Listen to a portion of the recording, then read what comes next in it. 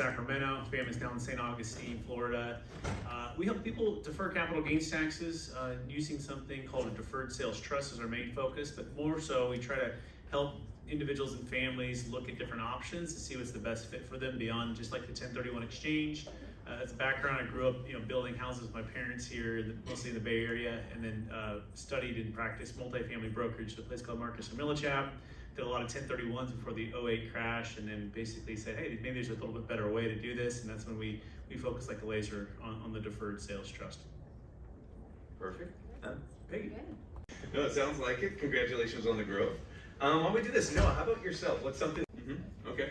How about for yourself? Sure, yeah. So there's a quote by Ray Dalio, I think it says, pain plus reflection equals progress. And I think it's just so important to listen to the challenges of the people that we're serving. During the 2008 crash, before that, a lot of people said, hey, I'm overpaying for properties. I feel like this 1031 exchange is not the best use of buying the deals that I want to buy, but I feel kind of trapped by this. And we thought at Marcus & Millichap that was the way to help people, was just do the 1031 exchange. And then it wasn't when people had too much debt, not enough liquidity or diversification. And so listening and seeing and sensing that pain and seeing the turmoil. I was in Sacramento, is one of the biggest boom bust cities, I think, in the country. In fact, I think Lincoln at the time was the fastest growing city in America in 2006. And so I just saw the pain, and we reflected and had an opportunity to meet somebody who had a special solution that was beyond the 1031 exchange. And being in commercial real estate my whole life, it was kind of like an old dog, new tricks. It was tough. And so just being willing to learn something that was new and a little bit different, but provided a direct solution to the problem, which is timing. And we're seeing that even right now with investments, that interest rates are typically higher than the cap rates, right? And maybe sellers will come around at a certain point. But in the meantime, what do we need? We need an opportunity to have powder dry, tax deferred, diversified, liquid, and ready to pounce on opportunities. And so understanding the key problem and then providing a key solution to that and being that guide along the way is going to make all the difference. And so we just focus like a laser on that every single day, and then partnering with those who've already proven a track record. I think Jacob said it well in a couple panels ago, finding the best multifamily and mobile home park, self-storage operators. That happens to be more our focus and our love, right? But also our clients have their own niches of business that they can go into. So having that flexibility with the vehicle that can do that, and you put those things together, then it just tends to work. And for others that have that same laser focus as you, do you differentiate yourself by trying to build those relationships first and just nurse those, or what do you do? That's a great question. So we have the podcast, the YouTube channel. We bring on amazing people like Richard who are best in class at what they do, and then we partner with those that do. And our niche is the deferred sales trust. So my company is Capital Gains Tax Solutions, and so we do have a deep understanding of 1031 exchanges, Delaware statutory trust, donor advised funds. But we're not going to be doing those. We're going to put those to the best. So we're going to bring in the best, and we're going to do the best in our niche space, and then we're going to strategically align of those others who are doing those niches. Okay, perfect. And Peggy, how about yourself? You should come on our show. I'd love to. Okay, good. So strategy is super important. Everything. I love it. And I think a few of you talked about doing a show together. I know you talked about your radio program. What's the number one way to, educate people about your space or the investment opportunity or this growth? So is there a certain channel that you use? Is there a certain audience that you go for whether it's someone who's providing network solutions or doing this diversified real estate project or on the tax side? What's sort of your focus of trying to educate those in the space? And Peggy, why don't we start with you? Okay, so we have a show. Noah, how about yourself? I mean, I think with any business, warm leads. Okay, and Brett? All of those things, plus I think kind of Richard said it well too, influence influencers, right? So a strategy called the Dream 100. So who are the top 100 people, if you had a chance to show your service or the value that you could bring, that would be the big domino that their list of the people they influence would come and be receptive to what you provide. So make a list of the top 100, if it's commercial real estate brokers, if it's M&A advisors, if it's estate planning attorneys, CPAs, whatever that particular person is. Go out and serve them and help them build their business, make it easier, send them referrals in a way that's going to be mutually beneficial, and that really helps. And then, of course, have the podcast. If you haven't had one yet, I encourage you to get that going. YouTube channel, start recording content. When I first got on a video, I wasn't excited about getting on video, but I did it anyways. And fast forward, we have a best-selling book now, and we've had a chance to get Kevin Harrington from Shark Tank in the book with us, and that's helped as well to kind of implement that Dream 100 strategy. So and then hire a full-time video editor, podcast editor, So you're not doing that stuff. You're doing other things. You're creating content, but they're the ones that are organizing it and putting it out to all the different channels.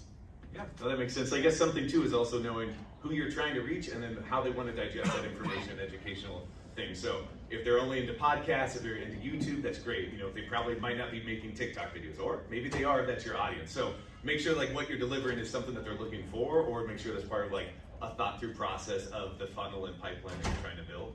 But how about for yourself? Are there any questions out in the audience before we go to my next one? If not, we can continue, but just want to make sure we get them. And same thing, if you're on Whova or if you're doing our live stream, if you have a question, make sure you guys can write it in and we can see those too. But why don't we do this? I guess same thing as well. Why don't you talk about region-wise though? So exponential growth, is there any kind of comparisons that you're finding between the different regions as you're expanding into those different areas? Or anything that you're seeing that way for anyone here that might be looking to get into different regions, or perhaps are talking to investors in different spaces? Absolutely. I mean, that makes sense. And is everyone here, where are your regions? Are they mostly focused here in the US? Yeah. Yes. No, makes sense. Makes sense. Why don't we do this? What's a $100,000 investment or just sort of insight that you'd be able to offer to someone who's looking to either grow their business with that same exponential growth that you're seeing within your own or within your own market? Or what's something that you'd be able to find that might be able to help leapfrog them up to that next level of business operations on what they're doing? It could be a practice in your own industry, it could be something specific, or something more general that could be open. Peggy? Well, real estate is too dangerous. Our job is to protect the investor. Mm-hmm. No, that makes sense. Brett, how about yourself? Yeah, tomorrow I'll be speaking on this a little bit more, but what does $84 trillion mean to you, America, and investors? And so if you're in the business of raising capital, you really got to understand where the capital is coming from. A couple people have touched on it. The largest wealth transfer in the history of the planet is happening now in the next 18 or so years. Estimated 84 trillion, different numbers on that, but Marcus Millichap, John Chang talked about that. And so understanding where the capital is coming from is so important. And then the question is, what's the bridge to help the capital to flow into your deal, your opportunity? And that's where we focus like a laser on what's called tax flow, not just cash flow. And the tax flow has to do with the capital gains tax. Somewhere between 25 and 50% of the proceeds are going to be wiped out with depreciation recapture, depending on what state you're in, and what kind of asset you own. So understanding just that nuance, that it's death and taxes are so crucial. And if you can be a part of helping to solve that, that's going to be a big way to propel your business because you're offering more value, more solutions to just for people who are exiting highly appreciated assets. And that's primary homes, that's cryptocurrency. That's a great example. We helped a couple of crypto people exit a few years before the crash. And so understanding that this is a big pain point they went through, reflecting on what happened and saying, how do I be in front of the curve if it does come back for people who want to be in real estate? Understand that a lot of people who are in crypto actually want to be in real estate, right? So understand those connections and understand how to bridge that gap and be that resource for people can help you to raise more capital, invest in more deals, and hopefully grow your business. That makes sense. No? Yeah, I mean, Not yet. Yeah, I can see some heads.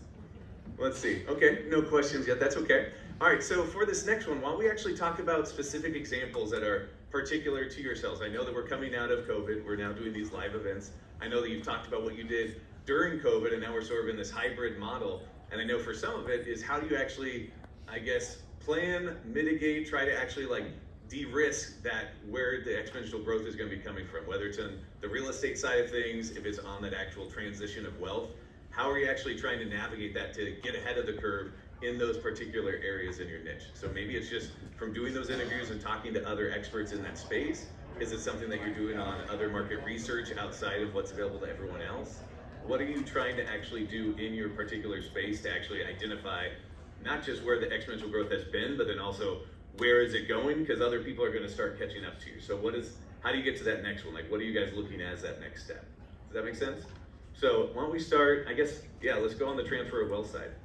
Yeah, sure. So it sounds like how do you get the edge to find out investments that make sense and that are going to be, I guess, winners? Maybe that's a good way to summarize that. I think it goes back to finding those who have the extensive track record of performance and best in class in their niche focus. And for me, well, I work with wealth advisors that are amazing at what they do, certified financial planners. that are amazing at what they do. And then I also work with best-in-class commercial real estate operators and developers, right? In mobile home parks and multifamily and self-storage and industrial. I also personally invest into these deals and underwrite deals and have that extensive background, so that helps me to understand the language of that. And when I don't have that particular language, I'm bringing in that expert in that. And so on the tax side, we work with a CPA and tax return with my business partner, and he's incredible at what he does. And I think it's just spending like those 10,000 hours and over many years, going back since 2009, and just absorbing and learning from someone who's way far ahead as a CPA and a tax attorney. That's how I've absorbed that, and I fell in love with what it could do. I think connecting that, falling in love with what it could do for those that you're serving, you feel called to serve, with your unique gift and skill set, and then continuing to maximize the impact for as many people as you can. That, I think that aids into everything you're doing here.